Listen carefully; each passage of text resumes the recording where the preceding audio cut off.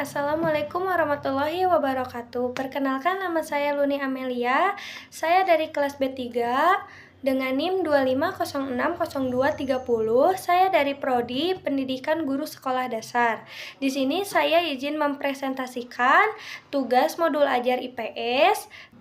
Yang pertama ada identitas modul, disusun oleh Luni Amelia dengan NIM 25060230.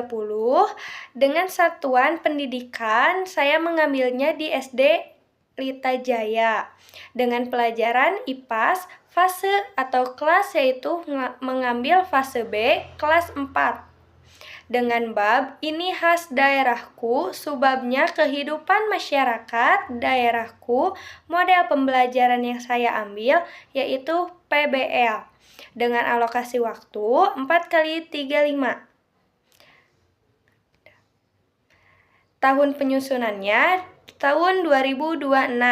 Di sini capaian pembelajarannya, CP-nya peserta didik mengenal keragaman budaya kearifan lokal dan ciri khas daerah di Indonesia.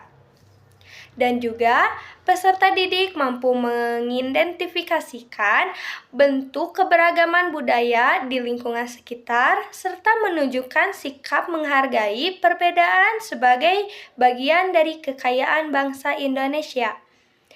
Selanjutnya yang ketiga ada tujuan pembelajaran, yaitu yang paling sering disingkat yaitu TP.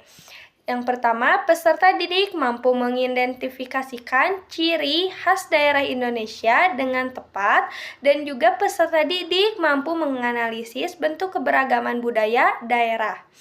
Peserta didik juga mampu menjelaskan pentingnya pelestarian budaya daerah dan juga mampu menyajikan hasil diskusi kelompok secara percaya diri.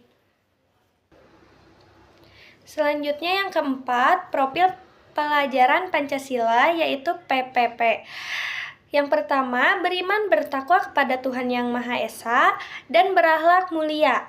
Peserta didik juga mensyukuri keberagaman budaya sebagai anugerah Tuhan dan menunjukkan sikap saling menghargai. Yang kedua, beraneka global. Peserta didik mengenal dan menghargai keberagaman budaya, adat istiadat, serta ciri khas daerah di Indonesia. Yang ketiga, gotong royong. Nah, di sini peserta didik juga bekerja sama dalam kelompok saat berdiskusi dan juga bisa menyelesaikan tugas. Yang keempat, yaitu bernalar kritis. Peserta didik mampu menganalisis ciri khas daerah dan menentukan solusi untuk menjaga kelestarian budaya.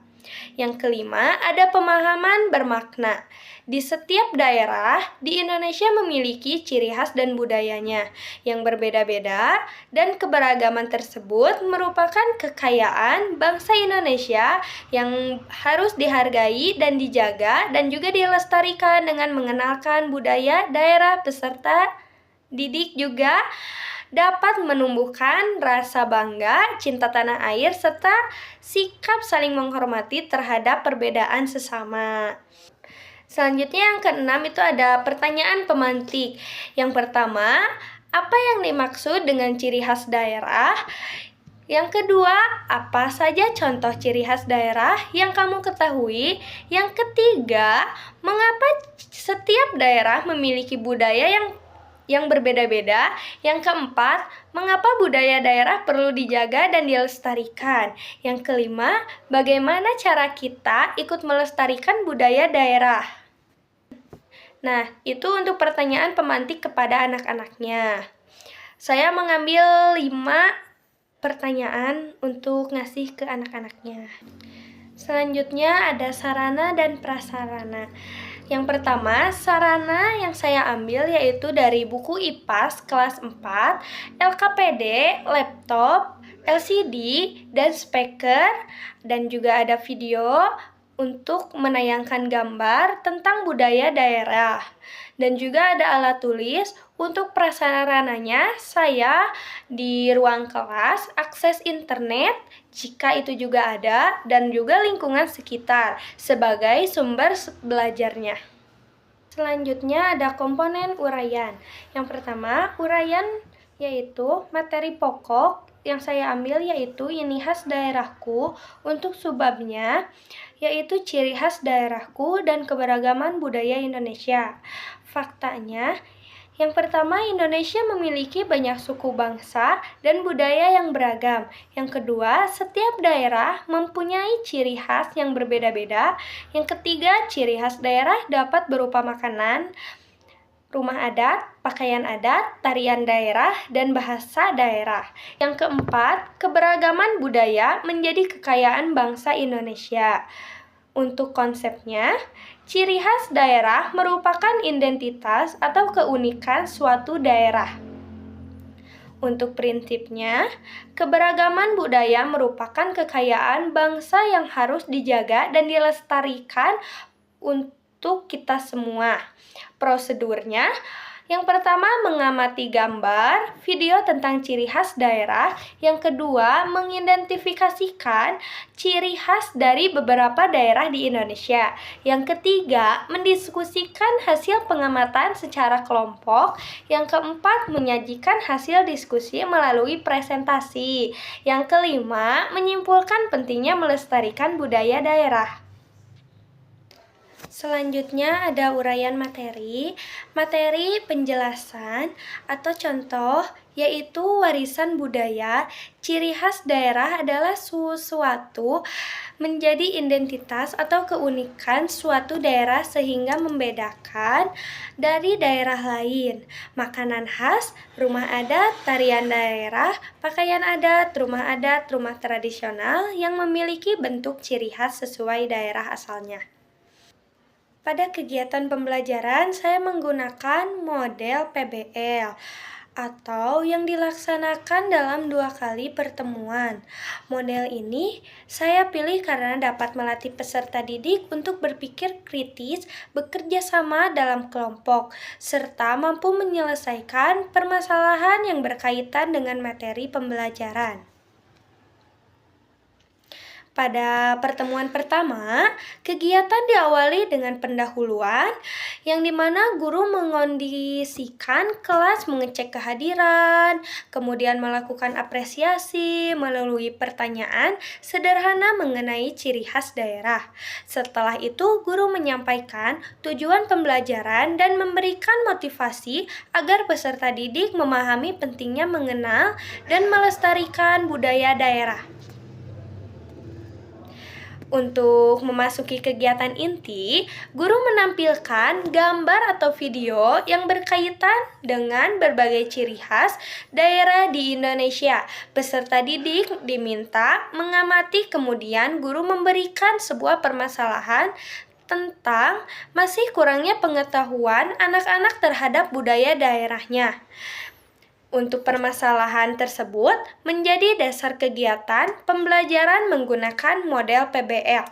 Selanjutnya, peserta didik dibagi ke dalam beberapa kelompok untuk diberikan LKPD, lalu didiskusikan untuk mengumpulkan informasi mengenai tradisi adat, kekayaan daerah, hasil pertanian, hasil perkebunan, pariwisata, dan kerajinan daerah. Selama proses diskusi, guru berperan sebagai fasilitator dengan membimbing setiap kelompok apabila mengalami kesulitan.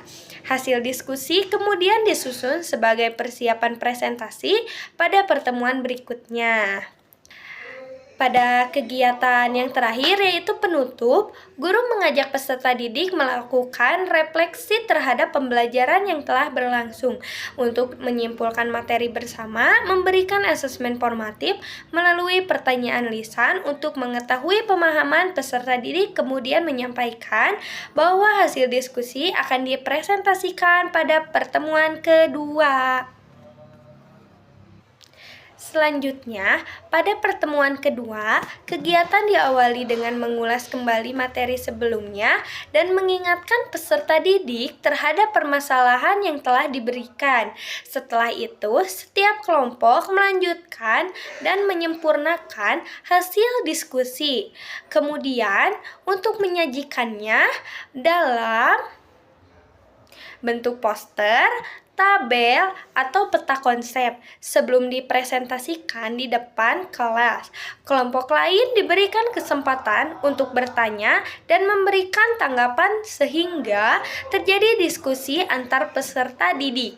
Di akhir kegiatan, guru memberikan penguatan terhadap materi, membimbing peserta didik menyimpulkan pembelajaran, melakukan refleksi, memberikan asesmen formatif, serta menutup pembelajaran dengan motivasi agar peserta didik juga mampu mencintai dan melestarikan budaya daerahnya.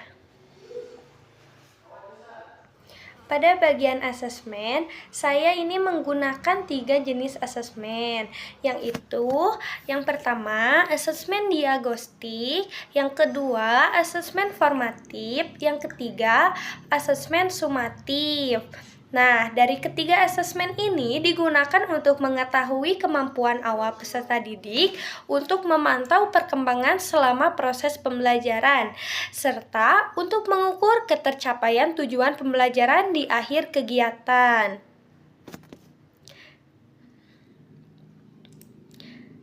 Yang pertama itu ada asesmen diagnostik, yang dimana itu dilakukan di awal pembelajaran untuk melalui pertanyaan lisan. Tujuannya juga untuk mengetahui pengetahuan awal peserta didik juga mengenai ciri khas daerah.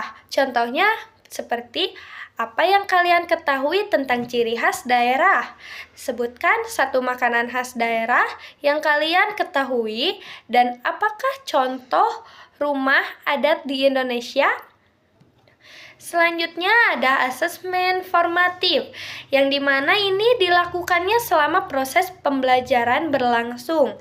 Untuk penilaiannya, menggunakan lembar observasi yang berfokus pada keaktifan peserta didik saat berdiskusi, kemampuan bekerja sama, tanggung jawab, serta sikap menghargai pendapat teman. Dengan asesmen ini, guru juga dapat mengetahui perkembangan sikap dan keterampilan peserta didik selama kegiatan pembelajaran. Kemudian, ada asesmen sumatif, dilaksanakannya pada akhir pembelajaran untuk mengetahui sejauh mana peserta didik telah mencapai tujuan pembelajarannya. Bentuk penilaiannya berupa soal, pilihan ganda, dan soal uraian. Saya menyusun 10 soal pilihan ganda, misalnya tentang pengertian ciri khas daerah, contoh warisan budaya, makanan khas, hasil perkebunan, dan kerajinan daerah para wisata. Rumah adat, tarian daerah, hasil pertanian, serta sikap menghargai keberagaman budaya. Selain itu juga, saya membuat 3 soal uraian seperti menjelaskan pengertian ciri khas daerah, menyebutkan contoh keberagaman budaya di Indonesia, dan juga menjelaskan alasan setiap memiliki budaya yang berbeda-beda. Selanjutnya, untuk memudahkan proses penilaian, saya juga menyusun kunci jawaban beserta rubrik penilaian proyek.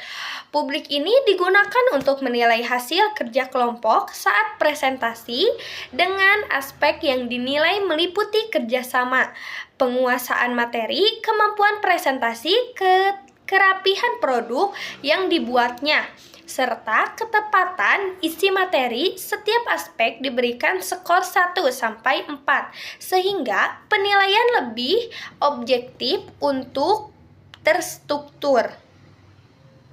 Selanjutnya, saya juga menyusun LKPD sebagai paduan peserta didik selama kegiatan pembelajaran. LKPD ini berisi tujuan pembelajaran, petunjuk pengerjaan tabel, pengamatan, pertanyaan, refleksi, serta lembar penilaian guru. Melalui LKPD ini, peserta didik dapat mengidentifikasikan ciri khas daerah, mengenal keberagaman budaya, dan menyajikan hasil diskusi kelompok secara sistematis.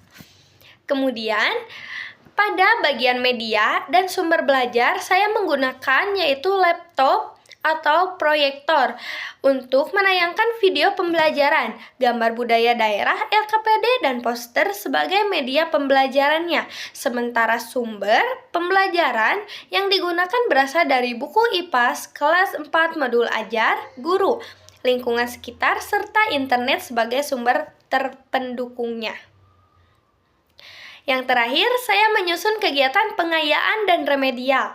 Pengayaan yang diberikan kepada peserta didik yang telah mencapai tujuan pembelajaran seperti mencari informasi tentang budaya daerah, membuat poster, dan mempresentasikan hasil temuannya. Sedangkan remedial diberikan kepada peserta didik yang masih memerlukan bimbingan melalui pengulangan materi, latihan soal sederhana, dan tugas individu bersama guru. Dengan adanya pengayaan dan remedial, diharapkan seluruh peserta didik dapat mencapai tujuan pembelajarannya sesuai dengan kemampuan masing-masing. Sekian pemaparan materi dari saya. Mohon maaf bila banyak kesalahan. Terima kasih. Wassalamualaikum warahmatullahi wabarakatuh.